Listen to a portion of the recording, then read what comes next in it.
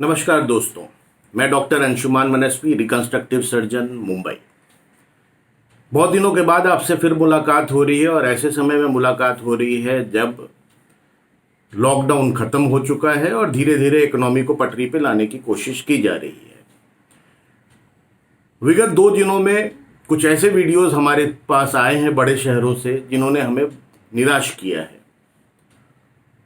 Videos जिसपे कि हम देख रहे हैं कि बस में चढ़ने के लिए धक्कम धुक्की हो रही है, जद्दोजहद हो रही है और सोशल डिस्टेंसिंग की धज्जियां उड़ रही हैं। ऐसे में कोरोना का कंट्रोल कैसे होगा? और इसलिए हमारे लिए यह वीडियो बनाना बहुत ज़रूरी हो गया था, अपने एक्सपीरियंस को शेयर करना और कुछ चीज़ें अपने मन में जो आ रही हैं उनको आपसे शेयर करने का। पहली चीज़ है कि लॉकडाउन ख़त्म हुआ है, कोरोना नहीं ख़त्म हुआ है। अभी कोरोना अभी लॉकडाउन पीरियड ख़त्म होगा तो ये बढ़ने वाला है और तेज़ी से बढ़ने वाला है, क्योंकि यह मिलने से, एक दूसरे से मिलने से ये बढ़ता है। तो अगर आप सोशल डिस्टेंसिंग का पालन नहीं करेंगे तो बहुत खतरे में आ जाएंगे। देश की तो अपनी स्टैटिस्टिक्स होती है, बट आपके लिए वो बहुत पर्सनल हो जाता है। पहले तो आप घर से बाहर न निकलें, जैसे पहले रह रहे थे लॉकडाउन में वैसे ही रहें। लेकिन अगर निकलना भी हो, बहुत ज़रूरी हो तो निकलें, लेकिन सोशल डिस्टेंसिंग का और अपनी सेफ्टी का ध्यान रखते हुए आगे बढ़ें। आपका स्वास्थ्य आपके हाथ में है। कोरोना से बचना अब आपके हाथ में है। सरकार ने जो करना था उसने कर दिया। जब भी बाहर निकलें अपना सैनिटाइजर साथ में रखें, मास्क पहने और कुछ प्रिकॉशंस ऐसे लें कि जब आप वापस घर पे आएँ तो तुरंत नहा वगैरह लें और हर 2-3 घंटे में हाथ धोते रहें, सैनिटाइज करते रहें, फेस वॉश करते रहें और ऑफिस में भी लोगों के करीब नहीं आए। ऑफिस जाते समय अपना वाटर बॉटल, अपना टिफ़िन, अपना कॉफ़ी मग, अपना पेन, जो भी स्टेशनरी है साथ में लेकर चलें। शेयरिंग मत करें एक दूसरे से। इस समय मुझे एम्प्लॉयज़ और एम्प्लॉई से भी बहुत बातें करनी है, क्योंकि दोनों तरफ से मैं देख रहा हूं कि प्रेशर है और ये प्रेशर खतरनाक हो सकता है। मैं एक एम्प्लॉयर हूं और साथ में मैं एक एम्प्लॉई भी हूं। तो मैं ये कहना चाह रहा हूं एम्प्लॉयज़ से सबसे पहले कि आप अपने एम्प्लॉयर से बात करें कि जहां तक हो सकता है आपको वर्क फ्रॉम होम करने की परमिशन दें और उनको समझाने की कोशिश करें, मनाने की कोशिश करें। वर्क फ्रॉम होम में एम्प्लॉयर के लिए सबसे बड़ी कठिनाई होती है कि कोई काम कर रहा है कि नहीं, ये मॉनिटरिंग कैसे करें। उसकी बहुत सारी साधन हैं, मैकेनिज्म्स हैं जो कि निकाले जा सकते हैं। जैसे कि एम्प्लॉयर को पता चले कि आप घर में काम कर रहे हैं या नहीं। तो इस चीज़ का ध्यान रखा जा सकता है कि आपकी वर्क एफिशिएंसी घर में क्या है। एम्प्लॉयर्स को ये जानने का हक है और उन्हें अपॉर्चुनिटी भी मिलनी चाहिए। आप भी कुछ सजेशन कर सकते हैं कि कैसे आपके वर्क को मॉनिटर किया जा सके। और एम्प्लॉयर्स के लिए मेरा एक सजेशन है, एक विनती है कि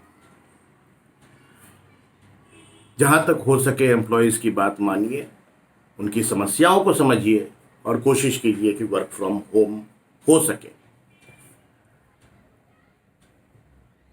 बहुत बार ऐसा होता है कि वर्क फ्रॉम होम पॉसिबल ही नहीं होता है।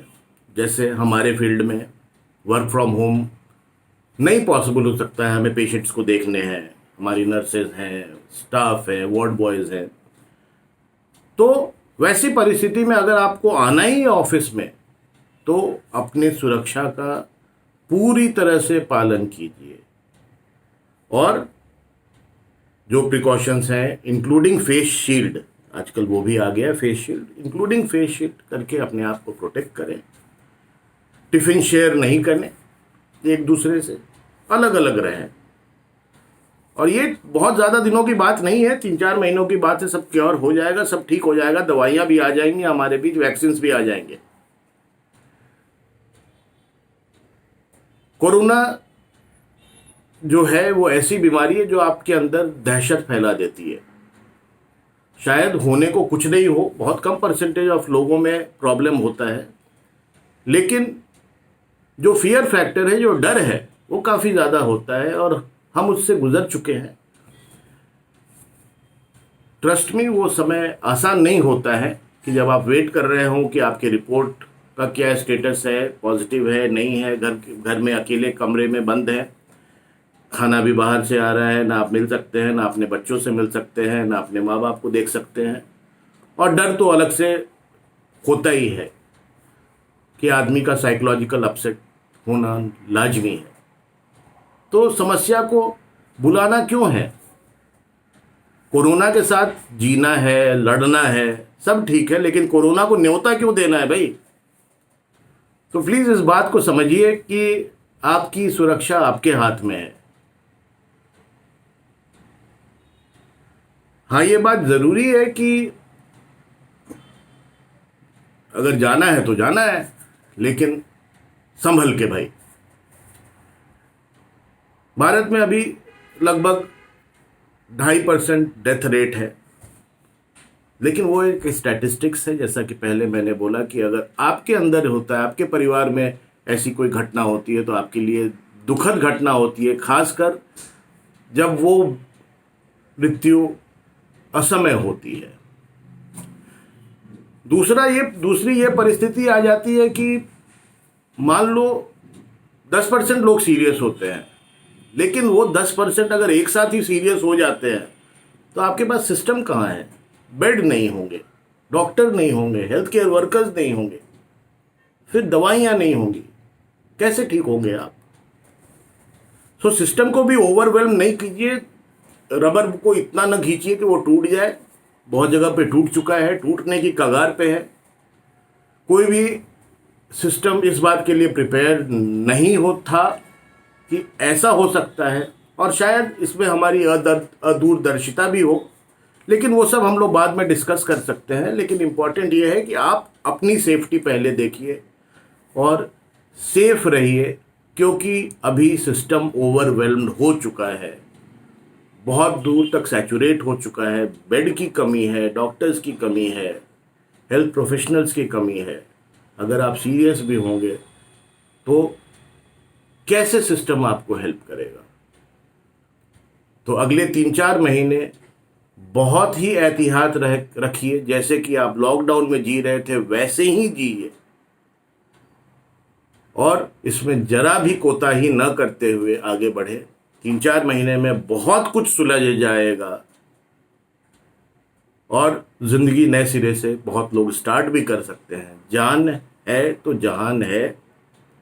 फिर एक बार हम लोग शुरू होंगे, फिर एक बार जिंदगी से लड़के आगे बढ़ेंगे। और एक और चीज़ आपको बता देता हूं कि सब लोगों को समस्या है, किसी भी तबके का हो, चाहे वो ज़्यादा कमाता हो या कम कमाता हो।